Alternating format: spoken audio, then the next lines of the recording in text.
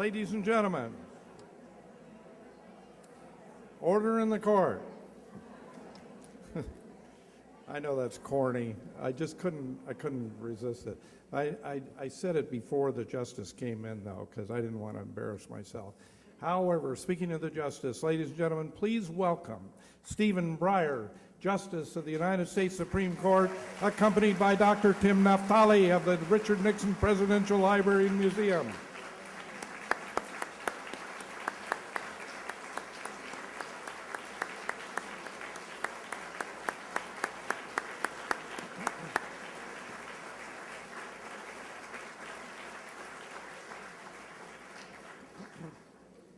Thank you, sir, for honoring us with your presence tonight. We are indeed honored and delighted that you're here and that you have brought us your book to have you sign and to read and to learn from about our democracy.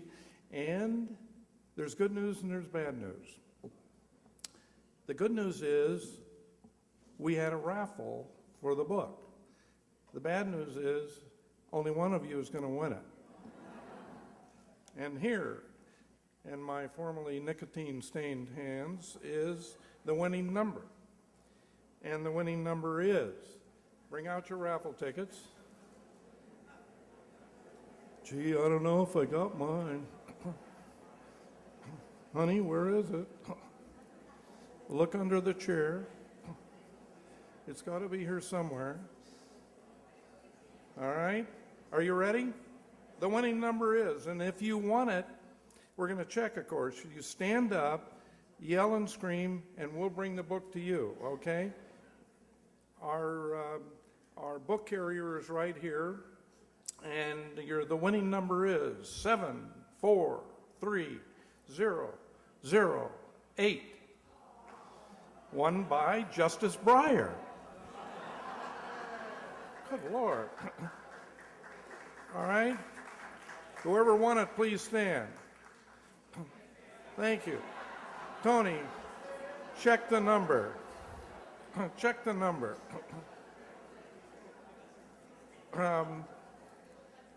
Good stuff.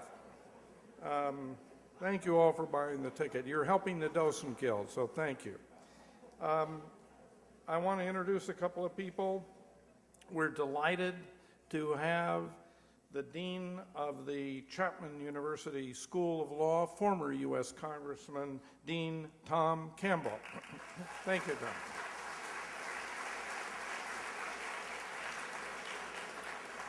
Equally honored to have the Dean of the USC School of Law, Robert Rasmussen. Thank you for coming.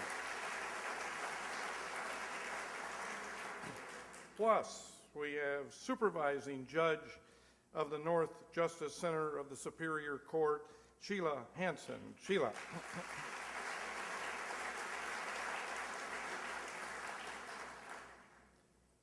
Thank you for coming. Thanks, all of you. My job here is to give away the free book and to remind you that we have them in our gift shop. The justice has agreed to extend the session tonight a bit and sign them. So immediately afterwards, he will disappear and reappear at the book signing, which is in the lobby as you go out to the right. If you don't already have a book, and I see that a lot of you do, you can get that in the gift shop. And we'll move the book signing very efficiently so you won't be here too late, and he'll sign your book, and that is indeed a treasure. My job, other than that, is to introduce my counterpart on the federal side, the distinguished director of the Richard Nixon Presidential Library and Museum, my colleague, who we are co-hosting, as you can see tonight by these two logos. We are co-hosting the appearance of the justice here tonight, and we do that cheerfully. And it is my pleasure to introduce Dr. Tim Naftali. Thank you, Sandy. Thank you, Sandy, and thank you to our colleagues at the Nixon Foundation for cooperating with us on tonight's event. Welcome to the Richard Nixon Presidential Library and Museum. And welcome home, Justice Breyer. The Justice is a native Californian, born in San Francisco and a graduate of Stanford. In 1994, President Bill Clinton nominated Stephen Breyer, then a judge on the United States Court of Appeals, to replace Harry Blackmun on the Supreme Court. Especially resident here, Justice Blackmun had been one of President Nixon's appointments to the High Court. Tonight's event is a reminder that Justice Breyer remains committed to being a teacher, in addition to his august duties as an Associate Justice of the Supreme Court. Starting in 1967 as Professor Breyer, the Justice taught many classes at the Harvard Law School and Harvard's John F. Kennedy School of Government. Making Our Democracy Work is the second book that the Justice has written while serving on the court. The first, Active Liberty, which appeared in 2005, was an elegant guide to the Justice's views on the role of the judiciary and legal theory in our society. At the Nixon Library, we are committed to reminding students and other visitors that there are three branches of government, and that each plays a role in shaping the direction that we take as a nation. We are honored to have such a great citizen of our country and representative of the federal government at the Nixon Library, and are equally fortunate to be in the presence of such an accomplished teacher and thinker. Again, welcome home, Justice Breyer. Thank you for gracing us with your presence.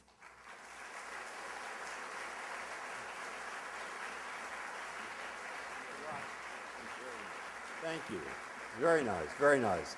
I'm glad you won that copy of the book. I mean, when I was growing up, you know, my father, when he was really angry at me, would say, "You take the prize." And I never knew I would write something that was the prize. I mean, it's very good.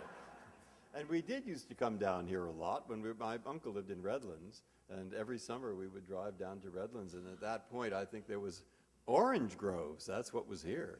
It was orange groves. I think there was a train that they used to say went to Anaheim, Azusa, and Cucamonga. And I've always wanted to take that train, and there we know it's disappeared.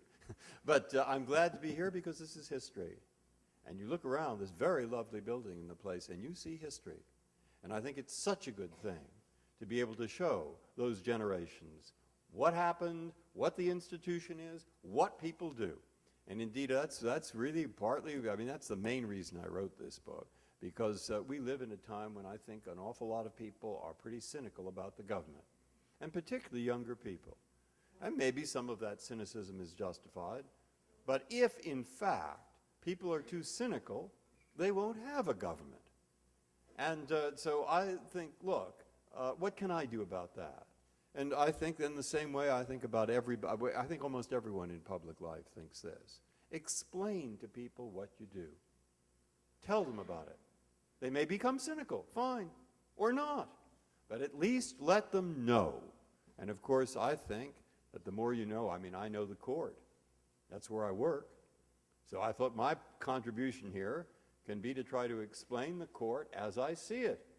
I mean, I want people to read this who are not lawyers and they're not judges. And when I think of an audience, I think of an intelligent man or woman who's busy. That's the first thing. Imagine a woman going in the supermarket. And what is she going into the supermarket? She has to get dinner. She has a job. She has several children. There are bills coming in every single month. They have to be paid, and there's lots to worry about. And one thing she doesn't necessarily have time for is hearing me talk about the court. Well, but I want to talk to her. And if I could get half an hour or so of her time, I want to talk to her because I want to tell her why she might think it's worthwhile giving the court her support, not in individual decisions, but as an institution. And as you'll see, that's pretty hard to ask for that support. Why? Because we're going to decide a lot of things that are unpopular. And we're also often wrong. I won't say often, let me not overstate that, but we can be wrong. We're human beings. We have dissents, and I write a few of them.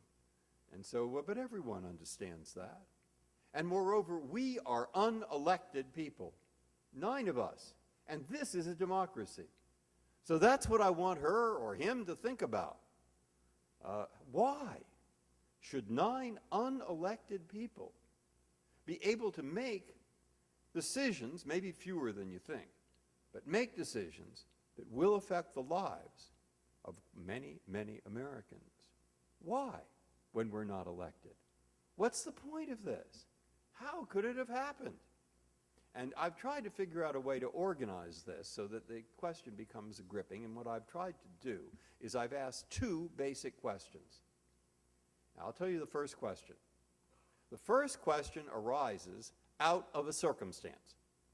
The circumstance is you're back at the time of the founders, and they're trying to decide, do we create a Supreme Court which probably, and they thought the answer was yes, they will, have the power to overturn a law of Congress. Why? Well, if you have the chance, the best exposition I found is Alexander Hamilton, number 78.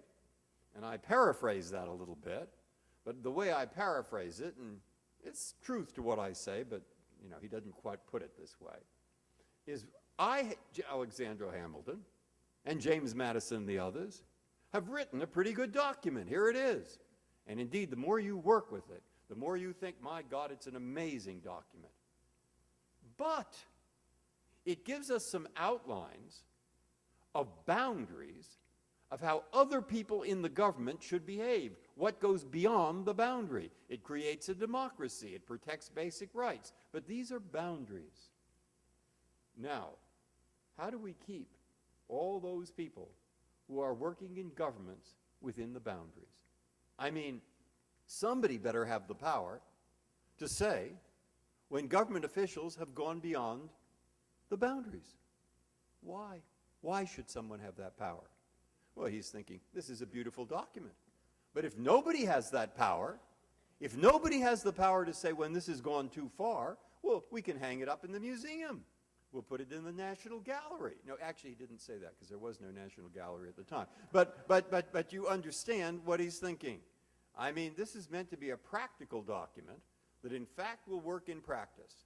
And he's thinking that as part of that, somebody better have the authority to say when people overstep the boundaries. Well, who should it be? I'm paraphrasing. He says, the president? We give this power to the president, he'll become a tyrant.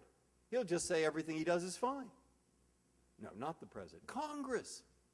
Congress, after all, are the elected officials. Why shouldn't they have the power? And what he says is, well, in effect, he says, look, this document gives exactly the same rights to the least popular person in the United States as to the most popular. And it won't be a problem with Congress if it's popular. But look, Congress are experts on popularity. I'll tell you, if there's one thing they know, it's popularity.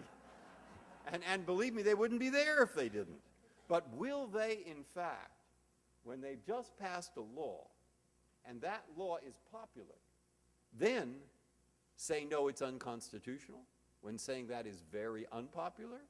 And Hamilton, in effect, says, no, I don't think they will. I mean, we better not give them the power. Oh, but here we have, over here, some rather gray people called judges, sort of like bureaucrats. Nobody really knows them. Nobody's heard of them. They don't necessarily like them. And moreover, look, they know something about law, and this is sort of a legal job anyway. And more importantly, they don't have the power of the purse, and they don't have the power of the sword. They're weak, so they won't go too far. Now, they're not going to be perfect, he says, but that's the best place to put it. Fabulous. And now this is the question he did not answer. He did not answer this question. If they're so anonymous, if they have no purse, if they have no sword, if a significant part of their job is to make decisions that will be unpopular, why in heaven's name will anyone do what they say? I mean, that's Shakespeare's question in Henry IV. Owen Glendower comes in. He's a Welshman. And you know, all the Welshmen in Shakespeare are mystics.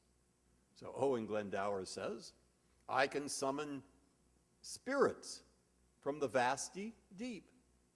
And Hotspur, who is your practical Englishman, says, well, so can I. So can any man. But will they come when you do call for them? Yeah, that's the problem. That's the point. And I get that question a lot. I get that question in various forms.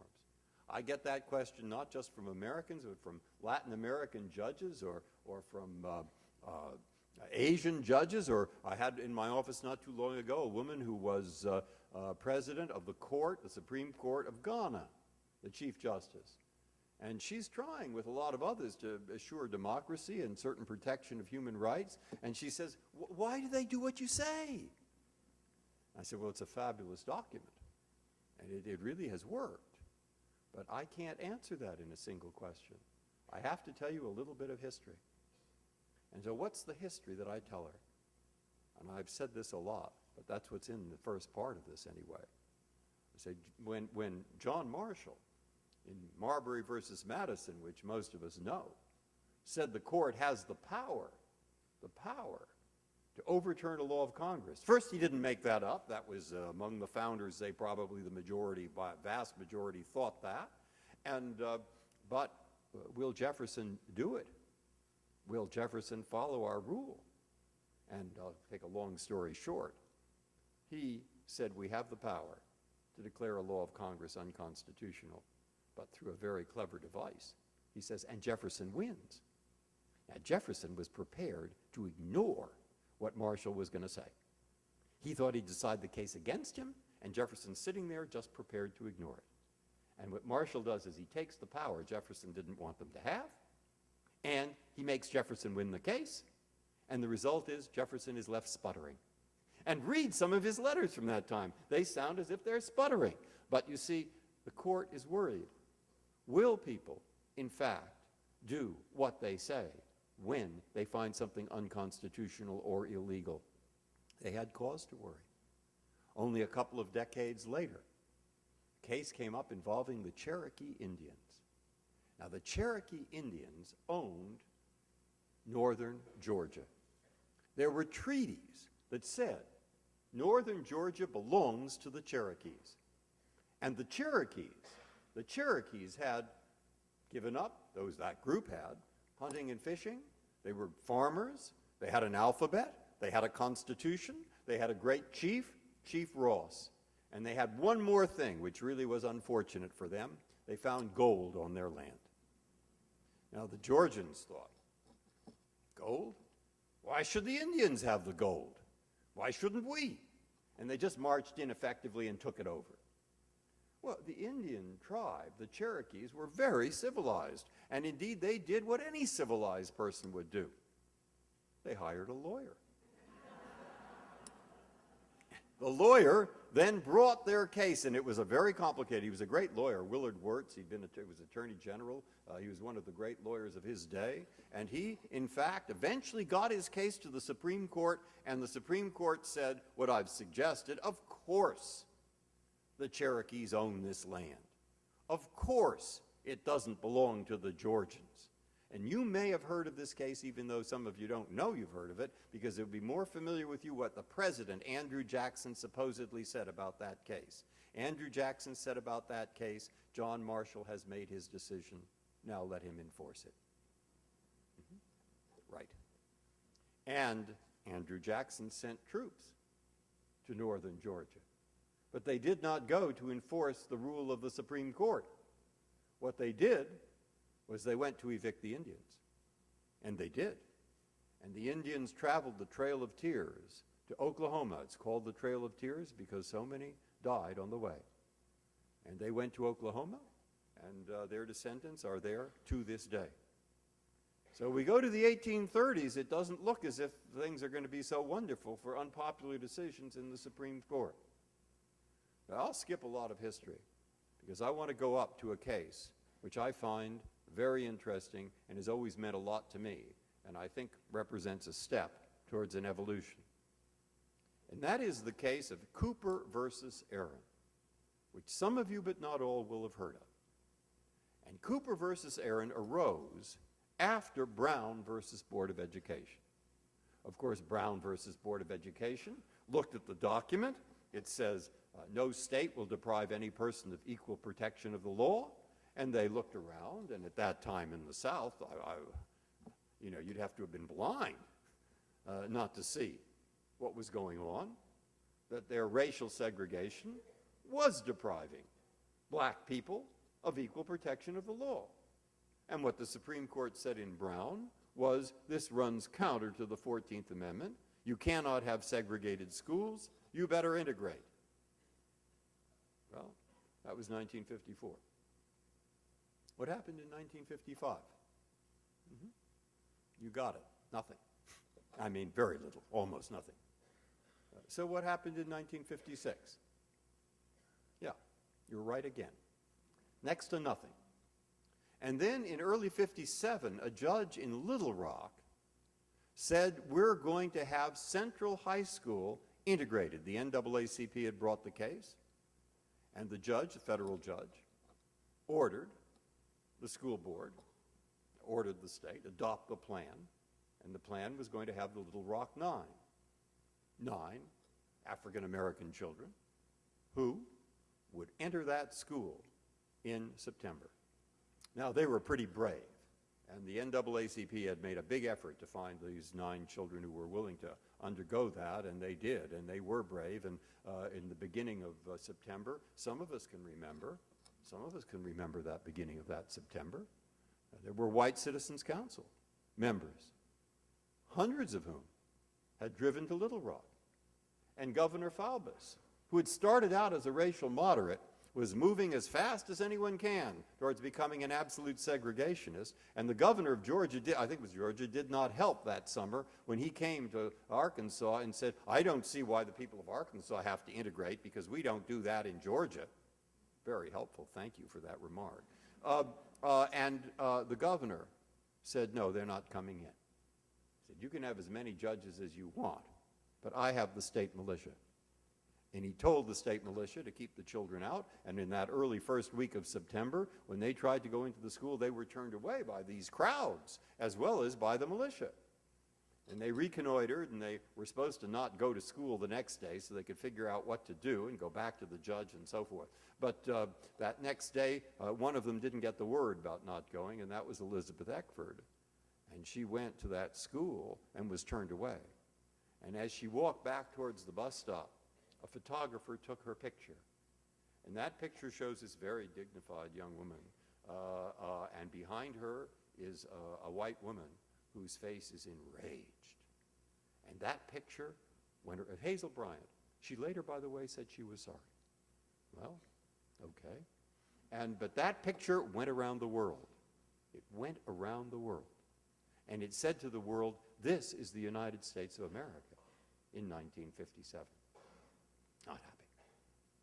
Well, Brooks Hayes, who was the congressman from Little Rock, called President Eisenhower and arranged a meeting between Governor Faubus and the president at the summer White House, which was in Newport. And Governor Faubus went up there and he met with the president. And later he said, the president dressed me down like a general dresses down a private.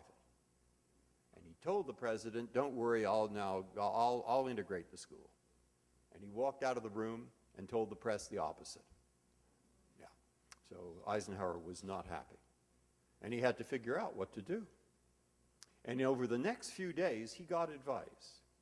I mean, Jimmy Burns, again, some of you remember. Jimmy Burns was a member of the Supreme Court. He had resigned from the court during World War II so he could run the domestic part of our mobilization effort. And he was then governor of South Carolina and a moderate on race at that time. And he saw President Eisenhower and he said, Mr. President, if you send troops to Arkansas, you'd better be prepared to reoccupy the entire South. You better be prepared for a second Reconstruction. And at best what will happen is they'll close the schools and nobody will be educated. Well, at the same time, Eisenhower's Attorney General, Brownell, was telling him, you've got to do something about this. You cannot. You cannot just let this happen. And Eisenhower took that advice. And what he did within a very few days is he got on television, and it wasn't television, I guess it was radio. That's a good question then. 57? Well, he'll know. He's a historian. He announced to the public that he was going to send the troops. And what he did is he picked the 101st Airborne, Now, every American, or just about, in 1957 knew who the 101st Airborne was. The 101st Airborne had parachuted into Normandy, and a lot of them got stuck on the steeples, and they were shot down. And the 101st Airborne were heroes of the Battle of the Bulge. And Eisenhower deliberately picked those paratroopers. He put 1,000 on the airplanes. They flew them into Little Rock, and the next day they walked those black children into that white school. Pictures were taken. And that picture, that much better picture, went around the world. All right? That was a great day. It was a great day for the rule of law. It was a great day for the cause of equality in America. It was a great day for the United States of America. I wish I could end the story there. I can't. See, what happened next? Well, you can read, and I hope you do sometime, about what life was not pleasant for those 9 children in that school. And they were there, but they couldn't stay forever. The paratroopers couldn't, and they left. And once they left, well, a segregationist school board was elected in Little Rock, and they said, we don't want to do this anymore. We've had enough of this. It's too confusing, too complicated for everyone. And they went back to court and they said, let's stop for a while. We'll continue the integration a few years from now, but let's end it at the moment because it's too complicated and too much trouble, blah, blah. Well, that's the case that went through the courts and went up to the Supreme Court. And the Supreme Court said, no, you keep going. You integrate that school. Now, do it. And we mean it. And all of us mean it. And they all signed the opinion, which rarely happens, if ever. I mean, it was not just that there was no dissent. It didn't say, as it normally said, so-and-so announces for the court. It's every one of them, Black, Douglas, Frankfurter, every single one. Warren was, of course, the chief. But I'm not going to go through the names. The point is they all signed it. Well, wait. There's still 9 judges. I mean, you could have had 9. You could have had 900. You could have had 9,000. And the day after that opinion came, not the day after the decision was made, in the summer of 1958, late summer, the next day, Governor Faubus closed the schools. And that school stayed closed, Little Rock High, Central High, for almost a year. It was closed. And read the story of what happened, white and black. It was tough, and a lot of people's lives were ruined as a result of that. But you see, why do I say that? How do I look at it? I'm a judge. And of course, I think it was fabulous that they sent those airplanes. And I know that soon thereafter, lots of things that we know occurred. There were the Freedom Riders, there was Martin Luther King, there was the bus boycott. There were all kinds of things that went on. And I hope you will see that I do think that sending those 1,000 paratroopers was a key moment. Of course it required lots else besides, small perhaps in the total picture, but an important part of the picture and an important part for the rule of law. So when a few years ago we had, the State Department called up and said, we have a Russian paratroop general here, and he was in charge of the missiles, and he used to point them all at the United States, and now they're pointed somewhere else, and we should be nice to this man. Good point. And so we'd like him to see the court, and I took him around. And he was asking what cases are particularly important for you. What do you think in the court's history? And I told him about Cooper versus Aaron, because that means something to me in terms of the rule of law. And I said, well, it shows the paratroopers and the judges must be friends. And there is something to that. It's a long, complicated story. About what? Well, you now think of the case of the Supreme Court that you like the least. That might be tough because there might be quite a few. But nonetheless, think of one you really don't like. Is it abortion? Is it a ruling on prayer in schools? What about Bush v. Gore? That's nicely unpopular with about half the country. I dissented in Bush versus Gore. I thought the court shouldn't have gotten into this. So I think it was wrong. All right? Now, one of the most interesting remarks I've heard about it was made by the majority leader, Harry Reid. He said in our court, speaking at a dinner one night, and he said one of the most remarkable things about that case, he said, is something that's rarely remarked. And that's this, that although half the country, at least, it was very unpopular, and might have been wrong. I suspect he agrees with me that it was wrong. But despite that, people did follow it. There were no riots. There were no stones. There were no guns. They didn't kill each other. And they didn't hurt each other. And my God, he said, that's remarkable. And that is a treasure for this country. Now, I promise you, a lot of audiences where I tell this story, and I know perfectly well when I say there were no riots and people weren't hurt, what their thinking is, and too bad there weren't some. Okay? So when I know what they're thinking, or at least some of them. So I say, I know that's what some of you are thinking. But before you make up your mind about that point definitely, I would like you to turn on the television set. And I would like you to look at what happens in countries where they decide to resolve their differences through guns and stones and sticks and whatever, instead of in a courtroom under law. And that's why I hope I persuade a few. That's why Harry Reid said, this is a treasure. And I see that treasure in front of me every day. And I want to get that point across, because I know we can be wrong. I've made that point. But still, look at how we're resolving our differences. And of course, what that tells me is really this is addressed to you, not just to judges, teachers, parents. It's really a long commercial message. And the commercial message is, please teach the next generation, the generation after that, something about our government. We used to have I remember going up to Sacramento when I was in, it was called 12th grade civics. And at Lowell High School, the thing you really looked forward to was going up to Sacramento, I think because there was a Dairy Queen where we stopped on the way. But nonetheless, we got up there. We got up there and looked at the governor's office and saw the legislature, and we were taught something about it. And I think too often in this country now, there are just too few classes in what I call 12th grade civics. I don't mind, teach it in the 4th grade, teach it in the 6th. But unless people understand what they have, it'll be lost in a generation or two. So I say that part of what I'm saying is really addressed to everybody, to the teachers, to the school boards, to the legislators, whoever. But I don't want to let the court off the hook. And there's a second part of this where I try to get to another question, because I want to show people how at least I see what we do. And that second question is a little more technical, but it starts out non-technical. It starts out by saying this. Look, we're unanimous in our decisions close to 40% of the time. Yeah, I know that comes as a surprise. You wouldn't know that from reading the paper.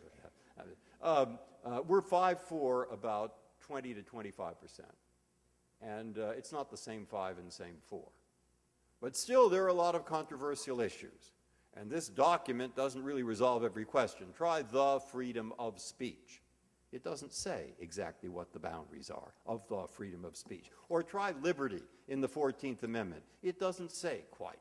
And the cases which are the most controversial about those border words are going to come to us. And it's hardly surprising that we don't always agree. They're hard questions with a lot to be said on both sides. So I want to spend a little time, which I won't this evening, but it's in the book, to try to have half of the thing. But how should we decide those questions? How should we decide? Well, given the idea of it's important to have public following, but we do, you might think, and if I ask this question, many of you will think, and I won't look, you don't have to hold up your head. How do we decide those questions? And I think in most places, what people will say, I know what it is. They'll say it to themselves because they don't want to be rude. But they'll say politics. That's what it is. Political wind. We'll see which way it's blowing. I say, no, that's not right. They say, of course you would say that. I say, no, it really isn't right. I mean, suppose it were politics. Then Hamilton was wrong.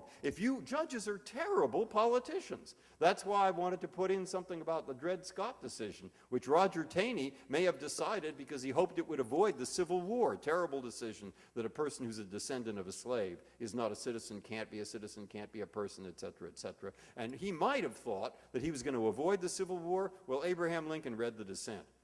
And he put at the Cooper Union speech, he put a lot of the dissent into that, and it really helped him in the Republican Party, and it helped the Republican Party lean in the direction against slavery, and pretty soon we had the Civil War. So if it was Taney's object to stop it, he didn't succeed, he was a bad politician, and that's true of most judges. Don't give us a political job. We'll muck it up, all right? And it's not supposed to be, and it isn't. So maybe I've said you enough to show you why that's an unacceptable solution.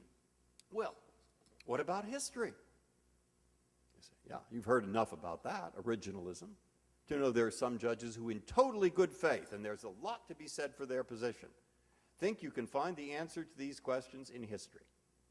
And what we'll do is look back and see what people thought in the 18th century, at the end of that century, and then that'll help us decide these difficult things. In fact, probably decide it, and I say, Nino Scalia and I, who are good friends, we debate this quite a lot, and we've done it in public. And he'll make this point, or something like it, and I'll say, George Washington didn't know about the internet. And he'll say, oh, yeah, I hadn't to know that, actually. You didn't have to tell me that. I mean, we have case after case, question after question, where I think what the job is applying a value that's in that document to changed circumstances.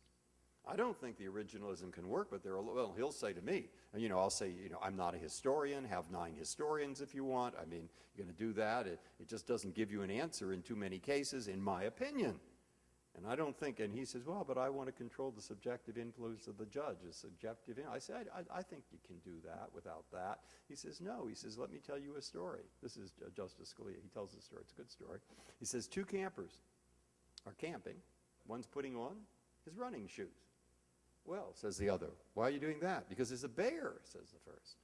A bear? He says, you can't outrun a bear. He says, yeah, but I can outrun you. All right. And that's his point. He's not going to say this is perfect, the originalism, but he's saying, let's lean in that direction. It does more than you think. And it controls it so.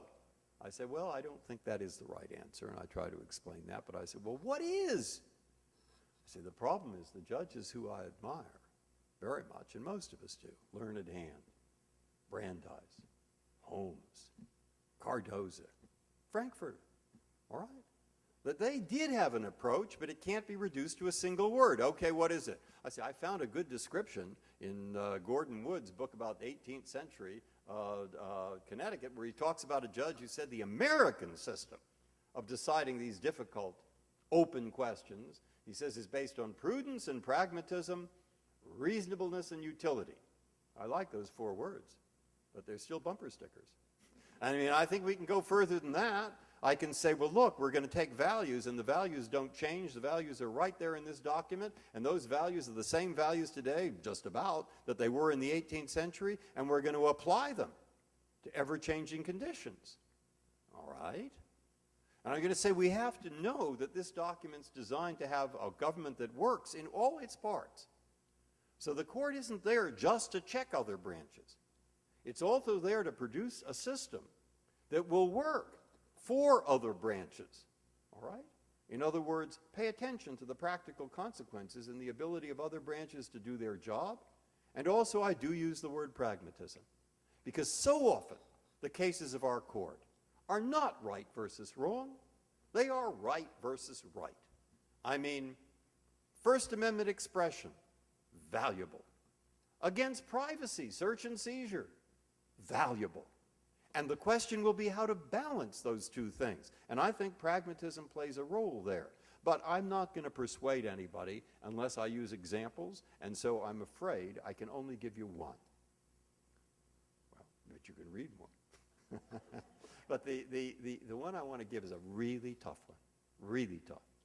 And it's the relationship between the court and the President of the United States. Could not be more important in time of security risk or war. I mean, look, this document gives to the president, and certainly to the president together with Congress, the power to protect us in times of national emergency where there is a dangerous security risk. And Jackson said, well known, this document is not a suicide pact. Absolutely right. But at the same time, there is a long list of basic fundamental rights. And there, the court is given power to protect those unpopular individuals. So what do we do when those two things conflict? And my goodness, that's turned out to be difficult in the course of history. I can remember my mother driving down by Can Fran Racetrack in San Francisco. It was Santa Anita here, and what those tracks were used for in the January, February, March of 1942, there were 70,000 American citizens brought there, American citizens of Japanese origin. They were brought to those places, and they were sent to camps in the Intermountain area and inside Eastern California. Yeah, against their will, against their will. Why? Well, people were frightened of invasion. I can remember that too. I can remember the curtains coming down, those blackout curtains. And they were afraid. And the Army, General DeWitt, said, well, I don't know who's going to do what, but there have been 750 examples of people signaling to submarines offshore, and there's been sabotage, and so we're going to play it safe. And Roosevelt agreed. And then one person brought a case. Actually, there were 4 or 5, but the famous case is Fred Korematsu. And Korematsu brought his case against the advice of his family, against the advice of many who were in the camps who were saying, don't rock the boat. He's a feisty guy. I met him once. And he brought the case. And he got to the Supreme Court in 1944. No risk of invasion in 1944. Moreover, 2 lawyers in the Justice Department, Ennis and Burling, had gotten suspicious of this thing about signaling and sabotage, and they got the FCC to look up all this signaling, and they came in 2 weeks later from the FCC with a big report stacked up like that. There was no signaling. They said these were buck privates not knowing how to work the equipment.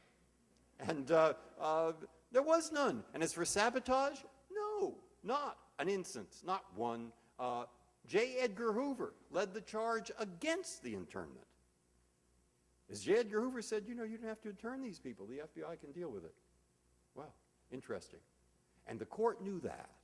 I've looked into it enough to think that that was sort of pointed out because they wrote a footnote that ended up being very obscure, but Charlie Horsky, a great lawyer representing the Japanese, pointed it out to the court, that footnote, in the Justice Department brief and said, read it. And I'm pretty sure they knew. But 6-3, they upheld it. They upheld the internment. So I've asked myself, why? This was Black and Douglas and Frankfurter and people who were in the majority, and I mean everybody was, but they were big advocates in Brown, and they were civil libertarians. Why? And the only answer I can give myself is, well, because they're thinking somebody has to run this war. Either Roosevelt runs it or we run it. And we know we can't, and therefore Roosevelt will. And that decision that they wrote with 3 dissents has been very much criticized. I think it was wrong. Virtually anyone who reads it thinks it was wrong, and wrong at the time, 1944.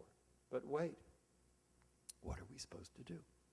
And what I've tried to put in to show you an example of the dilemma and a possible way, I mean the 4 Guantanamo cases. We've had 4 cases come out of Guantanamo.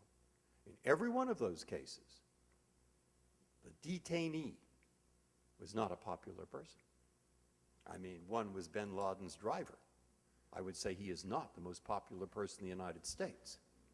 But each of them is suing the President of the United States, the most powerful individual in the country, and in each case, the detainee won. The detainee won, including the court holding unconstitutional a law of Congress that said the detainees in Guantanamo could not get into court. We said that violates the provision of the Constitution that says Congress can suspend the writ of habeas corpus only in time of insurrection or rebellion. Now, nobody's totally satisfied. I was in the majority there. And nobody's totally satisfied with those opinions. On the one hand, people say, you've interfered too much with the power of the president to make certain this is not a suicide pact. On the other hand, The civil libertarians often say, this is too vague. You focus just on Guantanamo. We want more specific rules. We want to know exactly what has to be protected here, and you haven't protected enough. Well, I say, I'm sure they're all right. I'm not actually. I don't know. And what you do if you read that and see the dilemma in front of us, and I think you do that, I hope you come to the court, you'll see people who are certainly fallible, struggling with a very difficult question and not deciding more than they have to, because no one wants to stop the president from being able to protect the country. And at the same time, no one writes what Sandra O'Connor, no one wants what she said in that one of those opinions. We can't write the president a blank check. That isn't, we can't. The Constitution can't. You see? And so look at those. You have to make up your minds, because it's going to be history that'll say whether we're right or whether we're wrong. But sometimes it's a tiny step at a time as we're faced with very conflicting basic obligations, because it's right against right. And what I'm trying to do in that case, like the others that I write about, is to just give you a little picture of what's going on in the minds of the judges as they try to decide. All right, there we are. You see? What I've tried to do is tell people, and I do in 5 pages, I can describe our procedures, I do that. But I want the man or the woman who's going into the supermarket to see. I want them to see what it is we do and why it might be worthwhile supporting an institution that will decide things that are unpopular and that may well be wrong. You see? Because the greatest thrill for me, which is still there after 17 years, is I look out at that courtroom and I see people of every race, every religion, every point of view. And if we have 300 million Americans, we have 900 million points of view. I mean, and they're felt strongly. Every race, every religion, every point of view, committed to the proposition that they will, in fact, decide their differences in a courtroom, under the law, and not in the streets with bricks and stones and guns. And that, I say, is the national treasure. That is. That's what I want taught. That's why I want civics back. That's what I want those next generations to know. And I can only write about the court because that's what I know. So that's what I've tried to do. Thank you.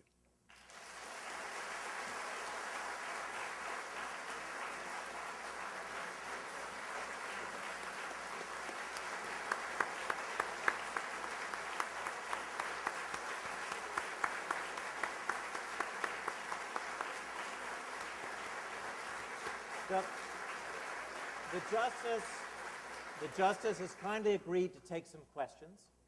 Samaya and Michael have they each will come to you. Who would like to ask a question? We'll start with you, sir. Samaya, if you could bring the mic over to that gentleman.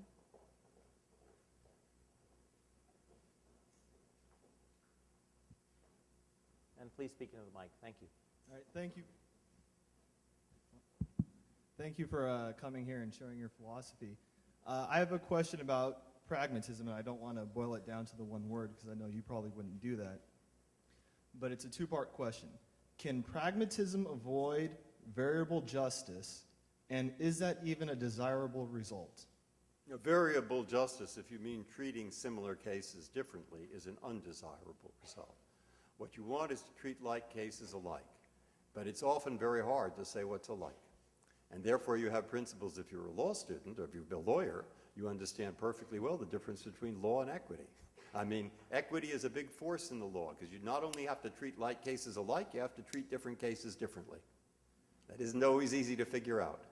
But of course, the object of the pragmatic approach is not just take that word. That's why I buried it with many other words. And I think when you look at law, I mean, I've been in this a long time, and you go to law school because it's not brain surgery, but it isn't just do whatever you want either, I guarantee that. And there are whole big systems that you have to learn, and I met a prosecutor earlier. I sometimes think his job is like being a brain surgeon. So is a defense attorney. It's tough. It's very complex. And you're working with these very complex systems, and you're trying in these open areas, I think, to say, which is going to work out better? From my point of view, no. from the point of view of the document. Let's take a question from over there. A question over there.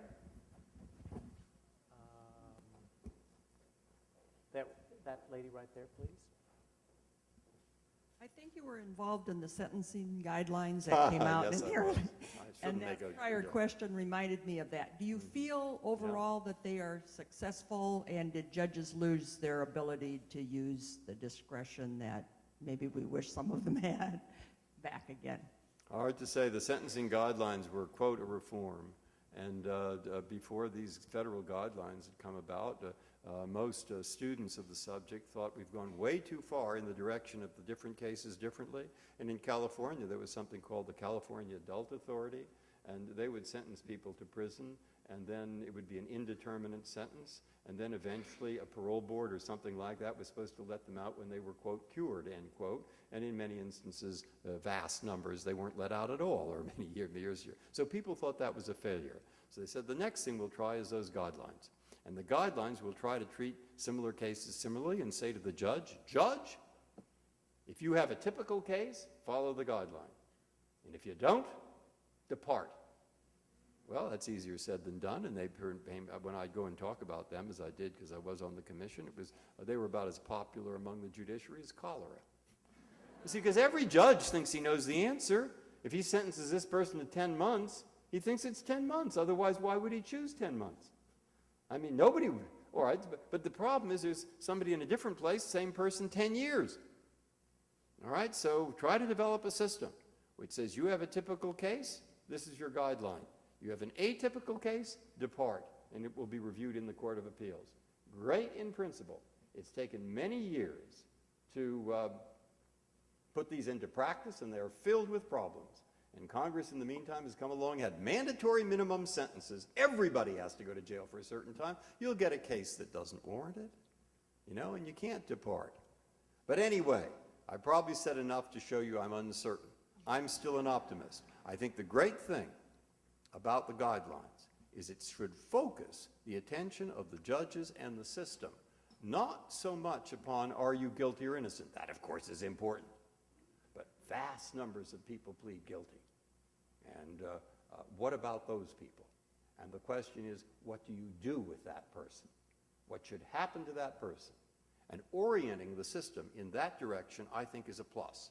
And my hope is, still it's a hope, that eventually this will work out. And it doesn't, Justice Scalia's joke about the bear is applicable here too. We have a question over there.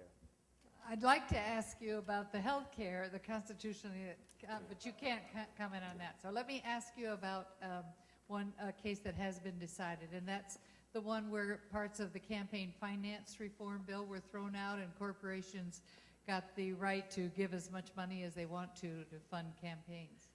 Can you tell me something about the thinking? It's actually an interesting case to ask about. I was in the dissent.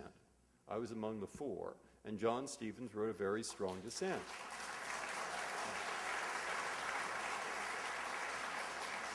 But I want people to say, and I don't want to be too convincing on the other side, I want you to see there is an argument the other way too. And it's really this. It says Congress shall make no law abridging the freedom of speech. And the people who were in the majority have always thought that the campaign finance regulation in general abridges the freedom of speech. And the argument, which is a perfectly sound argument, except I don't think it's right, but I mean, it's close. The argument is simply this, that you say, well, money isn't speech. Of course money isn't speech. But you try running a campaign without money. You see? It says there are people who want to express themselves, they want to give money. You say, well, what about this really rich person? You say, once you get into the business, said Learned Hand, one of our greatest judges, once you get into the business of saying you're going to say this person has less speech so we can give the other person more speech, you've started down a slippery slope that has no end. And moreover, the members of Congress or others are experts at writing very complicated things that in fact write themselves into office. So beware. All right? That's the theme. It's not a terrible argument. I believed and joined the opinion that said that you can sometimes limit the vast amounts of money that some people can give so they don't drown out the people who have just as strong views. But you see the point there. It's two arguments that aren't, and of course I think I was on the right side, and I don't think they should have started their side, the thing with corporations. But nonetheless, the best way is you read the opinions, you'll see it's complicated, you see we have difficult questions, and not surprisingly, I tend to think when I dissent that the dissent is completely right. Let's take a question on this side. This lady, right? Is there somebody there already? Excuse me. Okay, back to you, I promise. I understand your point is that the power of law or the power of the court is proportional to the support that people give to the process rather than the outcome of the law. Yes. Now, as I see today, we are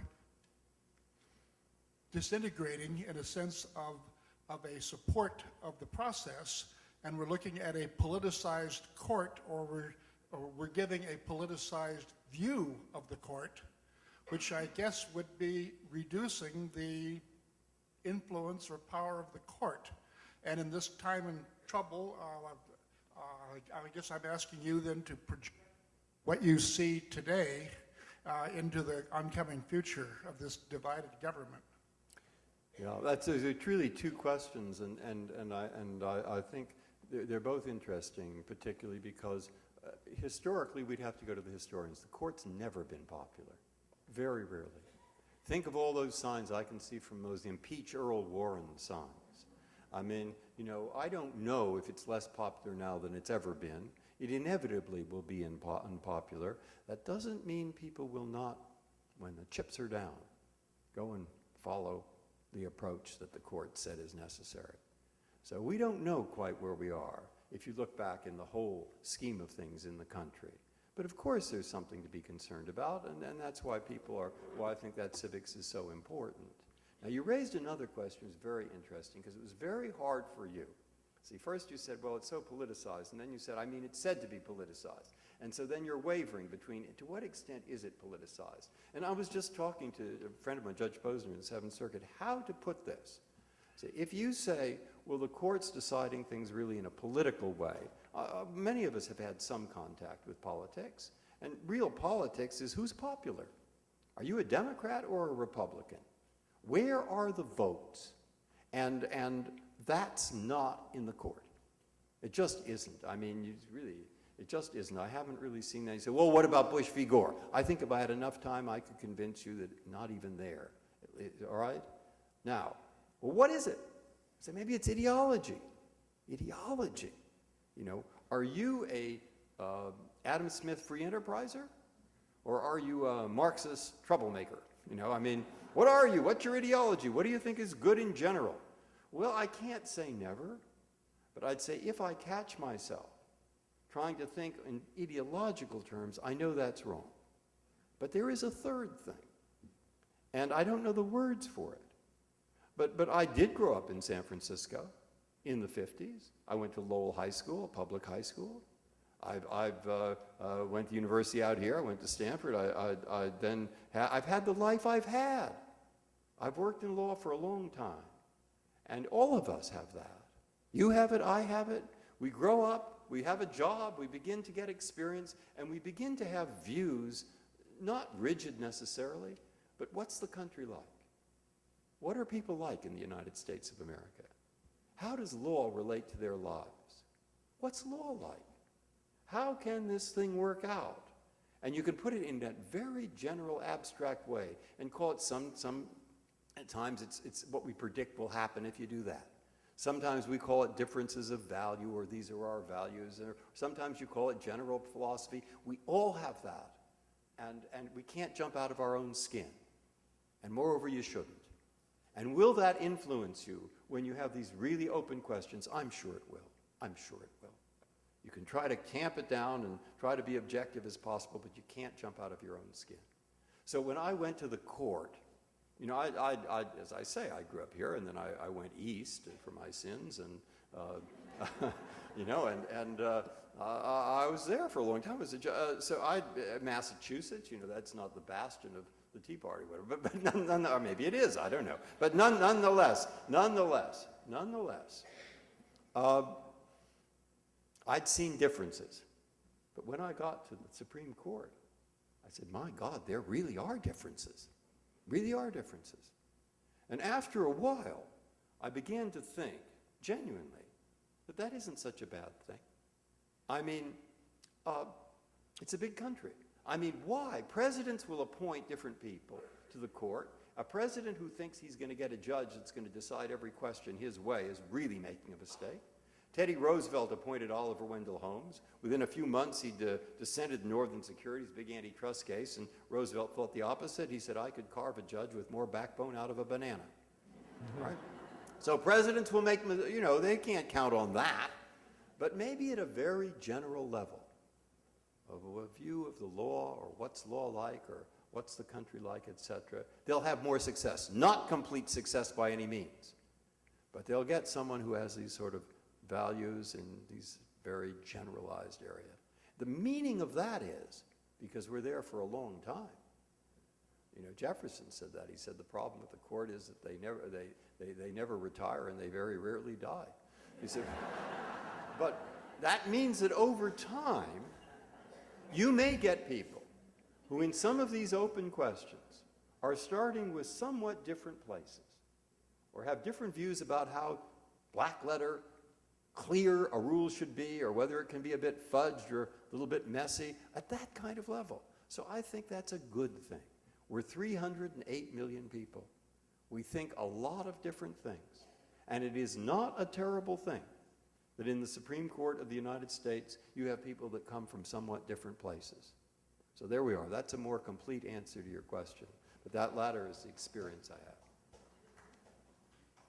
have. Justice, seems to me that one source of the tension and conflict that divides the country are viewpoints that emphasize different elements. For example, the 10th Amendment of the Constitution, which appears to emphasize states' rights as opposed to an oppressive federal government, versus the viewpoint that emphasizes the Commerce Clause and equal protection of the 14th Amendment. Could you discuss how the court has analyzed and debated these issues? Because one of those, is a fabulous example for teaching purposes. The first one you mentioned, the 10th Amendment, fabulous example. And I wish people could have seen. So Arkansas had a term limit rule on its members of Congress. And the question was, is the rule, maybe it was 6 terms or something, that they cannot serve more than 6 terms, is that constitutional? What a case. Why? Well, because you read the Constitution, and it says you have to be in Congress 25 years old, a citizen of the United States, and a citizen of the state that you're being elected from. Well, are those the only things, does it mean? You can't have any other requirements? Or could the state have a few others too? Well, it's pretty hard to figure out. Because if you look at what they said at the time, you will see Hamilton and Madison thought that's exclusive, just those 3, nothing more. Jefferson and Story thought the opposite. You could have more. You say, well, what were they doing at that time? There was only one state that had more. Virginia. It had a property requirement. You say, well, they certainly wouldn't want a property requirement. Oh, okay. What about a requirement that you can't be mentally ill? See, you can think of it both ways. What about precedent? What about precedent? Well, precedent the one way, almost perfectly balanced precedent the other way. So I just wish people could have seen that argument. You would have seen 9 people just struggling to find the answer to this. And I think, this is my opinion, that ultimately you have the 10th Amendment and you think it says power is not given to the federal government, reserved to the states. And some people put a little bit more weight on that. And they said Arkansas can do it. And other people, it was 5-4, I was in the majority. Other people said, but Congress is a federal institution created in Article 1, and you start mucking around with that, I mean, you don't know what's going to happen. The staff may get the power. There are a lot of arguments well known on that. And this should be up to Congress what the qualifications are of anyone. They seat their own members, not up to the individual states. And some people put more weight on that consideration. You see?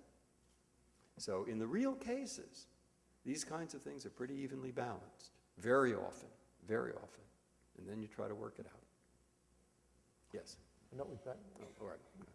Yes. I'm just wondering, in view of the importance of the First Amendment, what in the world could have been the legal arguments or the legal justification for the characterization or categorization of free speech zones? You know, free speech, I'm not sure what you're thinking of there. I'm not bringing to mind exactly what cases those words appeared in. What your question says, it may be that in certain areas, you know, like obscenity or something, it doesn't have protection, or.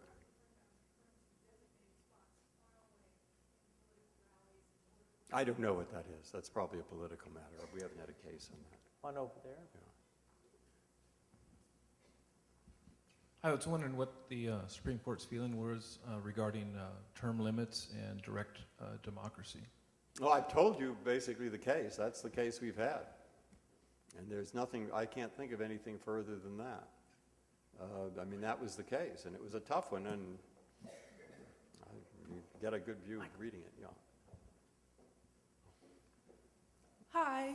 I had a question about the newly passed Health Care Act and whether you believe that Congress, under the Commerce Clause, has the power to have If I answer that question, I'll be impeached. But what's interesting about that, which I said when I was at the confirmation hearing, it's absolutely true. It's not just that judges are not supposed to talk about cases that come up because it's sort of unethical, etc. It's that it's really true that what an individual, me for example, is likely to say at a cocktail party, or likely to say when asked a question cold, can often be very different from what you think, when in fact you've spent several days or weeks reading all the briefs in a case, getting to the bottom of it, discussing it, and spending quite a long time writing an opinion. So don't go start committing yourself to something before you've actually seen what the arguments are. And that's why, but yeah, that's why I can't answer it. Thank you, Your Honor, for coming out. You know, as I look out in the audience, I see very few young people. Fortunately, I have a 10, 15-year-old. I see. Yeah, there are a lot of young people. I don't know what. Okay, raise your hand. Where are the young people? Yes, everyone. I will. No. I'm talking children. Yeah, I understand. Sorry. And you alluded earlier, yeah. And I think the biggest threat to our republic is the lack of, the teaching that you alluded to. Yeah. How do we reach the young people? Because I consider it an honor to be here tonight, and as one of 9 that makes decisions for over 300 million people, it's like a government star that you are. And this is where children should be, to see that you're real. The government isn't just something that's static, that it's real people. Yeah. What is your approach to reaching more young people? Well, I talk when I can. And what I say to the Bar Association, I said in Toronto, I said, look, this isn't my job any more than it is yours. I mean, of course you're right. Of course we need civics. Yeah, you see the point.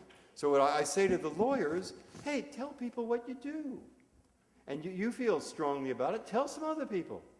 And when there's law day or some other excuse, talk to the people in the high schools.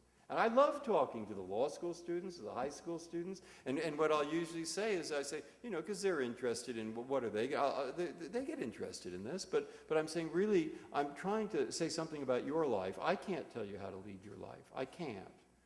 I can hope for you. I can hope that, you'll have a loving relation, you'll have a family, you'll have a job, you'll I hope, participate in the life of your community.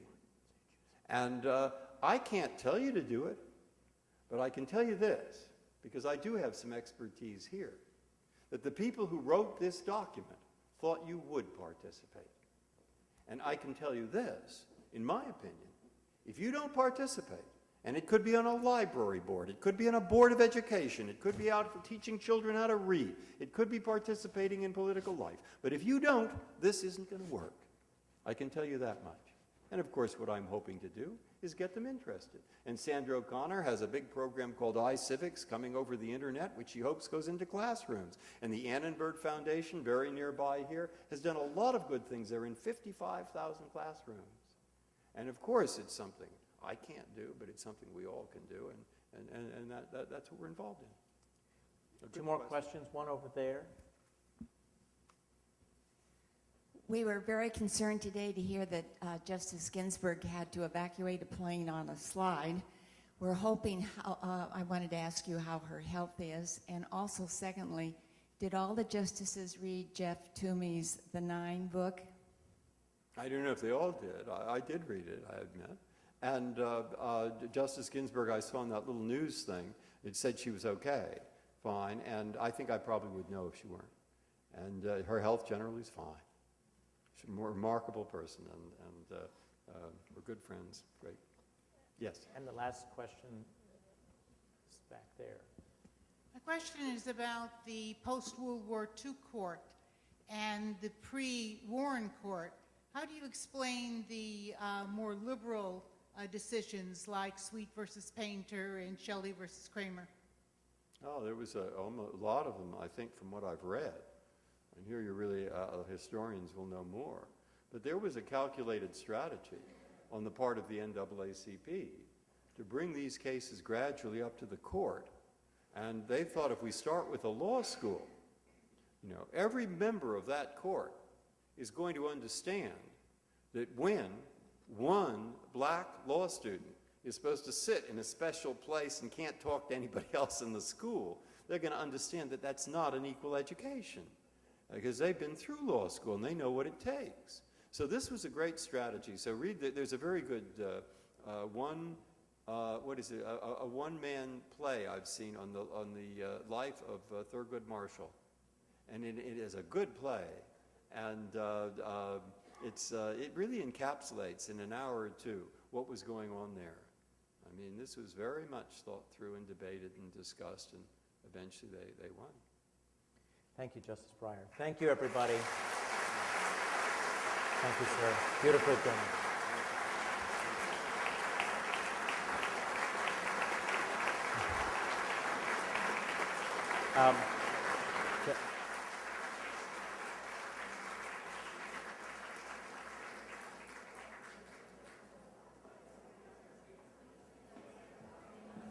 The Justice will be signing books in the old lobby.